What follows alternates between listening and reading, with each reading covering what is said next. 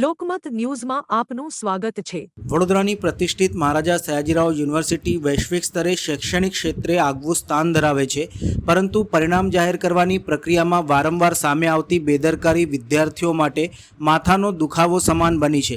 દર વર્ષે પરિણામોમાં ટેકનિકલ છબરડા, મોડું પરિણામ અને ગેરસમજ સર્જાતી હોવા છતાં યુનિવર્સિટી તંત્ર દ્વારા કોઈ કાયમી ઉકેલ લાવવામાં નિષ્ફળ રહ્યું હોવાનું વિદ્યાર્થીઓમાં ચર્ચાઈ રહ્યું છે। તાજેતરમાં એમએસ યુનિવર્સિટીની આર્ટ્સ ફેકલ્ટીના અનેક વિદ્યાર્થીઓએ પરીક્ષા આપ્યા બાદ પણ તેમના પરિણામમાં નોટ એલિજિબલ અથવા તો એબસેન્ટ દર્શાવાતા ભારે નારાજગી વિદ્યાર્થીઓ વ્યક્ત કરી રહ્યા છે। વિદ્યાર્થીઓનું કહેવું છે કે તેમને નિયમિત રીતે પરીક્ષા આપી હોવા છતાં પણ પરિણામમાં ગેરહાજર બતાવવામાં આવતા તેમના ભવિષ્ય ઉપર સીધી અસર પડી રહી છે। ખાસ કરીને આગામી એક્સટર્નલ પરીક્ષાઓ અને આગળના સેમેસ્ટરમાં પ્રવેશ માટે આ પ્રકારની ભૂલો ગંભીર સાબિત થઈ શકે છે। આ મુદ્દે એએસયુ સંગઠન સાથે અસરગ્રસ્ત વિદ્યાર્થીઓ આજે આર્ટ્સ ફેકલ્ટીના ડીન ડૉક્ટર કલ્પના ગવલી સમક્ષ પહોંચ્યા હતા અને લેખિત રજૂઆત કરી તાત્કાલિક નિરાકરણ લાવવાની માંગણી કરી હતી। વિદ્યાર્થીઓએ આક્ષેપ કર્યો હતો કે યુનિવર્સિટીનું વહીવટી તંત્રની બેદરકારી અને ડેટા મેનેજમેન્ટની ખામીઓના કારણે વિદ્યાર્થીઓને અનાવશ્યક હેરાનગતિનો સામનો કરવો પડી રહ્યો છે। વિદ્યાર્થીઓમાં એવી પણ લાગણી જોવા મળી છે કે જ્યારે પરિણામ જાહેર થવાનું હોય ત્યારે પૂરતી ચકાસણી વગર પરિણામ અપલોડ કરવામાં આવે છે અને બાદમાં વિદ્યાર્થીઓને જ ઓફિસોમાં ચક્કર કાપવા પડે છે।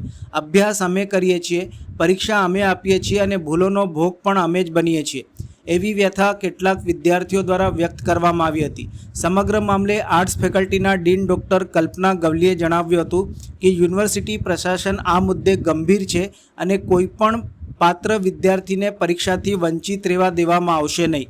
તેમણે કહ્યું હતું કે ઘણીવાર ફોર્મ ભરવામાં અથવા તો ડેટા એન્ટ્રીમાં ભૂલો થતી હોવાના કારણે આવી સ્થિતિ સર્જાતી હોય છે। જો કે તમામ કેસોની તપાસ ચાલી રહી છે અને વહેલી તકે જરૂરી સુધારા કરવામાં આવશે। વિદ્યાર્થી સંગઠનોએ ચીમકી ઉચ્ચારી છે કે જો સમયસર ભૂલો સુધારવામાં નહીં આવે તો આગામી દિવસોમાં ઉગ્ર આંદોલન કરવામાં આવશે।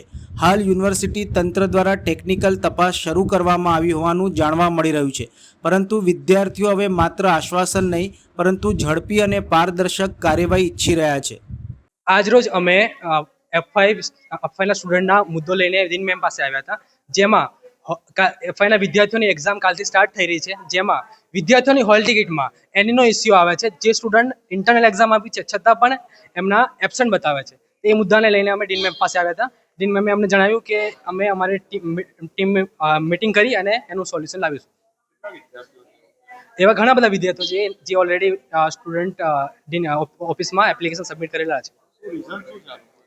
રીઝન એ જ છે કે એ લોકો ઇન્ટરનલ એક્ઝામ આપી છે પણ એમના માર્ક્સ ટાઈમથી અપલોડ કરવા નથી આવ્યા પોર્ટલમાં, એના લીધે એનો ઇસ્યુ બતાવી રહ્યો છે, જે મેનેજમેન્ટનો ફોલ્ટ છે।